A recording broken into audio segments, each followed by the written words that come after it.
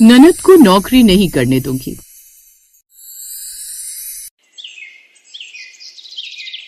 शर्मा परिवार में सुबह सुबह कुकर की सीटियां बज रही। उसकी आवाज इतनी तेज थी कि पड़ोसियों की नींद भी खुल जाती थी। एक रोज जब उर्मिला देवी बाजार से सब्जियां लेकर लौट रही थी, तब उसकी पड़ोसन रमा ने उससे कहा, उर्मिला बहन, पहले तो तुम्हारे घर से 8 बजे कुकर की सीटियों की आवाज आती थी, लेकिन अब तो सुबह 6 बजे आवाज आ जाती है। आखिर बात क्या है? अरे कोई बात नहीं है रमा बहन, मेरी बहू नौकरी करती है, उसे ऑफिस जाना होता है, इसलिए टाइम से खाना बना कर जाती है। ओह अच्छा, तो ये बात है। वैसे बड़ी अच्छी बहू है तुम्हारी। हाँ वो तो है। उर्मिला की बहू पूर्वी की शादी 2 महीने पहले अनुपम से हुई थी। पूर्वी बहुत ही समझदार और मिलनसार लड़की थी। साथ ही वो आज के जमाने की पढ़ी लिखी लड़की भी थी। वो रोज सुबह 5 बजे उठकर घर की साफ सफाई करके सबके लिए नाश्ता बनाकर लंच पैक करके देती। साथ ही खुद भी टाइम से ऑफिस निकल जाती। उसके ससुराल में उसकी सास उर्मिला, ननद मानसी और पति अनुपम था। पूर्वी शादी से पहले नौकरी करती थी और शादी के बाद भी उसने नौकरी जारी रखी और इसलिए सुबह जल्दी उठकर वो घर के कामकाज निपटाती थी। माँ जी, मैंने नाश्ते में सैंडविच बना दिया, आप सब आ जाइए, मैं नाश्ता लगा देती हूँ। और लंच के लिए मैंने सफेद छोले बना दिए। ठीक है बहू। पूर्वी जल्दी से ब्रेकफास्ट कर लो, मैं तुम्हें ऑफिस जाते हुए ड्रॉप कर दूंगा। अच्छा ठीक है। नाश्ता करके वो दोनों ऑफिस की ओर निकल जाते हैं, जहाँ अनुपम पहले उसे ड्रॉप करता है, जिसके बाद वो अपने काम पर निकल जाता है। ऐसे ही समय बीतता है। एक रोज उर्मिला की सहेली संतोष उनके घर मिठाई लेकर आती है। ये ले उर्मिला, मुंह मीठा कर। ये किस खुशी में संतोष? अरे मेरी बहू ने खुशखबरी सुनाई है, मैं दादी बन गई हूँ, पोता हुआ है मेरे घर। क्या सच में? ये तो बड़ी खुशी की बात है। बहुत बहुत बधाई हो तुझे, दादी बन गई तू तो। हाँ, तू भी अपनी बहू को बोल कि वो भी तुझे जल्दी से दादी बना दे। अपने जीते जी पोता पोती का मुंह देख ले, इससे बड़ी बात और क्या होगी।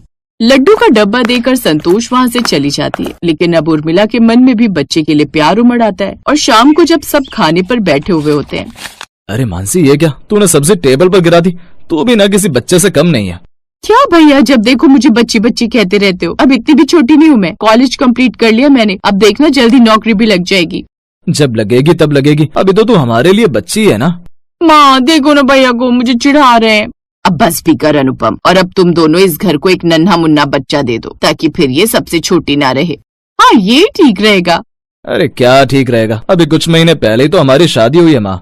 हाँ माँ जी, और अभी हम दोनों वर्किंग हैं, अभी हम ये सब नहीं सोच रहे। देख बहू, हर चीज की एक उम्र होती है, और बच्चा जितनी जल्दी पैदा कर लो उतना ही अच्छा होता है। साथ साथ कब बच्चे बड़े हो जाते पता भी नहीं चलता। और वैसे भी आजकल न जाने औरतों में कितनी प्रॉब्लम्स निकल रही हैं, तो होने न होने में कितना समय लग जाए। इसलिए मैं चाहती हूँ कि तुम भी अब इस घर को एक नन्हा खिलौना दे दो, इसी बहाने हमारा भी मन लगे रहेगा। माँ बिल्कुल सही कह रही है भाभी, अगर इस घर में कोई छोटा मेहमान आ गया तो कम से कम मुझे तो कोई छोटी नहीं कहेगा। लेकिन माँ जी, जब घर में बच्चा आ जाएगा तो मेरा काम पर जाना मुश्किल हो जाएगा। मतलब मेरी नौकरी, मेरे करियर का क्या होगा?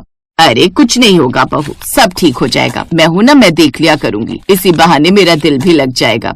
और क्या भाभी, आपको पता है मेरी सब फ्रेंड्स की भाभीियों के बच्चे हो गए, और वो सब उन छोटे छोटे बच्चों के साथ नई नई फोटोज डालती रहती हैं। मेरा भी बड़ा मन है कि मैं भी किसी की फोटो डालूं, और उसे तो मैं ही पाल लूंगी। इसके बाद खाना खाकर वो सब सोने चले जाते हैं, जहाँ पूर्वी भी अपने पति से कहती है, अनुपम वैसे माँ जी का कहना सही है, नौकरी तो लाइफ टाइम तक करनी है, लेकिन बच्चे करने की सही उम्र तो हमारी अभी है। तुम तो जानती हो वैसे भी शहरों में कितनी प्रॉब्लम होती है लोगों को बच्चे करने में। अब हमारी शादी को साल भर तो होने ही वाला है, तो मुझे लगता है हमें भी इस बारे में सोच लेना चाहिए। शायद तुम बिल्कुल सही कह रही हो। कुछ समय बाद वो प्रेग्नेंट भी हो जाती है। अब सब लोग उसका खूब अच्छे से ध्यान रखते हैं, लेकिन इस दौरान भी वो नौकरी करना नहीं छोड़ती। इसलिए सास हर थोड़ी थोड़ी देर में उसे फोन करती, हेलो बहू, तूने खाना खा लिया? जी माँ जी, बस अभी खाया है। अच्छा सुन, जब वक्त लगे तो तू बता रही थी ना तेरे ऑफिस के सामने नारियल वाला लगता है, उससे नारियल पानी पीते हुए आना। क्या है ना, सुना है नारियल पानी पीने से बच्चा एकदम गोरा होता है। ठीक है माँ जी, अभी मैं एक इम्पोर्टेंट मीटिंग में, बाद में बात करती हूँ। ऐसे ही समय बीतता जाता है और अब पूर्वी को 7वां महीना लग चुका था। इस बीच मानसी की भी नौकरी लग जाती है। भगवान का लाख लाख शुक्र है, ये आने वाला बच्चा ना बड़ा लकी है। और क्या, आने से पहले ही अपनी बुआ की नौकरी लगा दी। हाँ, लेकिन बुआ को बोलो कि मुझे आइसक्रीम बहुत पसंद है, इसलिए जब मैं बड़ा हो जाऊंगा या हो जाऊंगी तो मुझे खूब सारी आइसक्रीम खिलाना। हाँ हाँ, जरूर जरूर। ऐसे ही समय बीता जाता है और कुछ समय बाद उसकी डिलीवरी का दिन भी आ जाता है। पूर्वी ने एक प्यारे से बेटे को जन्म दिया था। ससुराल का आंगन बच्चे की किलकारियों से गूंज उठा था। घर में सभी खुश थे। सासू माँ, ससुर जी, ननद और पति। बच्चे के जन्म से महीना भर पहले और बच्चे के जन्म के महीना भर बाद तक वो काम से छुट्टी ले लेती है। सभी बच्चे के साथ खूब खेलते थे। बच्चा होने के महीने भर बाद पूर्वी उसे अपनी सास को सौंप कर ड्यूटी पर जाने की तैयारी करती है। लेकिन बहू, तू ये पर्स टांग कर कहाँ चली? बैक टू वर्क माँ जी, काम पर। और कहाँ? पूर्वी चलो, भी मुझे देर हो रही है। बाय बेटा, पापा, माँ, शाम को मिलेंगे। अब वो दोनों ऑफिस के लिए चले जाते हैं, लेकिन अब उर्मिला को सारा दिन उस बच्चे का ख्याल रखना था। वो लगातार रोए जा रहा था।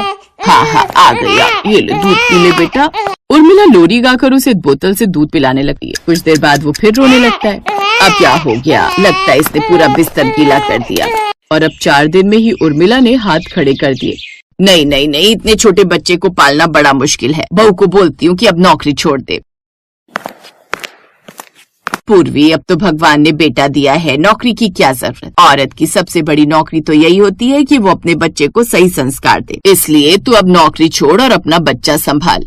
क्या? लेकिन माँ जी, मैंने पहले ही कहा था मुझे नौकरी करनी है, और आपने कहा था ना आप बच्चा संभाल लेंगी। मानसी, तुमने भी तो कहा था। भाभी, आप जानती तो है मेरी नौकरी लगे अभी मुश्किल से 2 महीने हुए, और मैं अपनी नौकरी का बलिदान क्यों दूं? ये बच्चा आप ही संभालो, आप ही जानो ये सब। अब वो अपने काम से ऑफिस चली जाती है। अब पूर्वी के पास कोई ऑप्शन नहीं था और अब अपने बच्चे के लिए उसे रिजाइन देना पड़ा। अब वो घर का काम भी करती, साथ ही घर पर रहकर बच्चे को भी संभालती। लेकिन अब उसे अपनी ननद पर भी बड़ा गुस्सा आ रहा था, क्योंकि उस वक्त उन्हीं सब ने उसे फोर्स किया था बच्चे के लिए। लेकिन अब वो अपनी बातों से पलट गई। इसलिए अगले दिन पूर्वी सुबह जल्दी उठी तो उसने घर के मेन गेट पर अंदर से ताला लगा दिया। और जब ननद ऑफिस जाने लगी तो माँ, ये दरवाजा नहीं खुल रहा, क्योंकि मैंने इस पर ताला लगा दिया है कि अब मैं ननद को नौकरी पर नहीं जाने दूंगी। क्या? लेकिन क्यों? भाभी, क्या बच्चों वाली हरकतें हैं? अच्छा, जो तुम लोगों ने मेरे साथ किया, क्या वो सब सही था? मेरी नौकरी छुड़वाकर आप सबके कहने पर ही मैंने ये सब किया, और अब आप में से कोई मेरा साथ नहीं दे रहा। मैं नौकरी कर रही थी तो इस घर को सपोर्ट करने के लिए तो कर रही थी। अब सास और ननद को अपनी गलती का एहसास होता है और वो पूर्वी का साथ देती है। अब पूर्वी फिर से काम स्टार्ट करती है, जिसमें वो 3 दिन ऑफिस तो 3 दिन घर से काम करती है। ऐसे ही उसका साथ देने के लिए उसकी ननद भी करती है। अब वो भी 3 दिन ऑफिस जाकर, जिन 3 दिनों में पूर्वी घर पर नहीं होती, उन 3 दिन तक घर पर रहकर अपनी माँ के साथ बच्चे का ध्यान रखती, जिससे अब वो सब साथ में खुशी खुशी रहते हैं।